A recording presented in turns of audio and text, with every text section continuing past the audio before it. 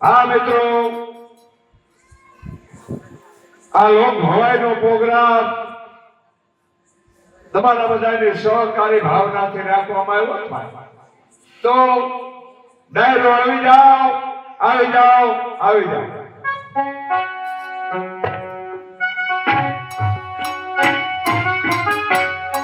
ઈદી પર તું ધ્યાન પતંગ લેજો.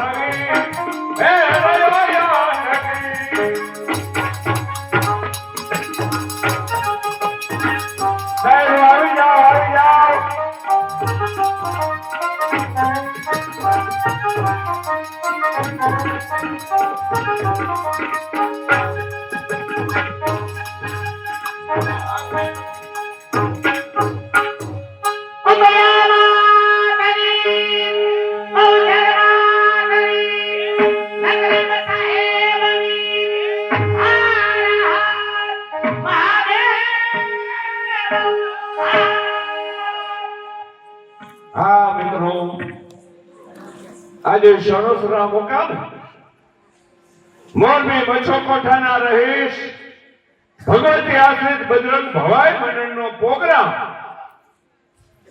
અને મિત્રો એ પ્રોગ્રામ તમારા બધાની સહકારી ભાવનાથી રાખવામાં આવ્યો છે. તો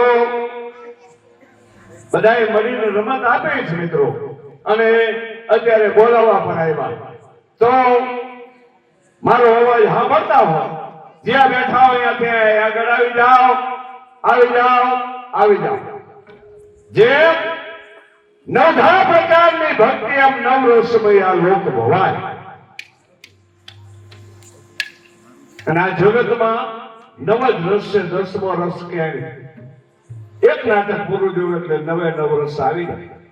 પણ આ તો ભેદુડા જાણે ભેદ વેણ બીજાને વાંચે નહીં, મરવા તો જાણે વેદોડા હુંડકારે સમજે. માખી મકોડને મૂર્ખદાર બદલી લારે મરે, પછી ભ્રમર ભરીને ચતુરનારે દ્રશ્યને દૂર કરે. ને એના ઉપર અમારો કવિ લખતો હોય કે સરસર હંસનો હોત બાજ ગજરાજનો હોતમ દરદાર, તરુ તરુ સફર નો હોય, મતીજલ બુંદન ઘન ઘન, ફળ ફળ મણી નો હોય, તર વરિયાનો હોય બન બન. એ નરહર કવિ શું કવત કહે કે સૌ નર હોય ને એક સમ. આવી આ લોક ભવાય. તો મિત્રો હવે પછી નક્કી કરેલું પ્રોગ્રામ જેના નામની ઓઢણી ઓઢી, અને મિત્રો મેં દેશ વિદેશમાં ફરી કે મધુદરીએ તોફાનમાં જેથી હૈયું હાથ નો રીએ તેની કેજો માં મેરડીને એક વખત યાદ કરે. એ મેરડી માનો ગરબો લઈને આવશે અમારે કલાકાર નાનો ભાઈ વ્યાસ, અને ત્યાર પછી એક સંતનો રાસ. મિત્રો ભવાની અંદર સંતોને પ્રથમ લીધા કે સંતનો હક સંસારમાં તો જરી જાત બ્રહ્માંડ, પછી જ્ઞાન ઘેરી રહેશે, પછી થારક થામોઠા આવું. અને ત્યાર પછી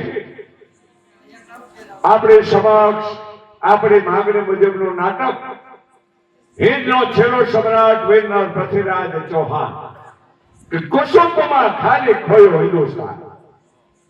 આવો દેશભક્તનું નાટક આપણે સમક્ષ રજૂ કરશો મિત્રો. તો ડાયરો આવી જાઓ, આવી જાઓ. કેમ આ બાપ દેખાતા નથી? હે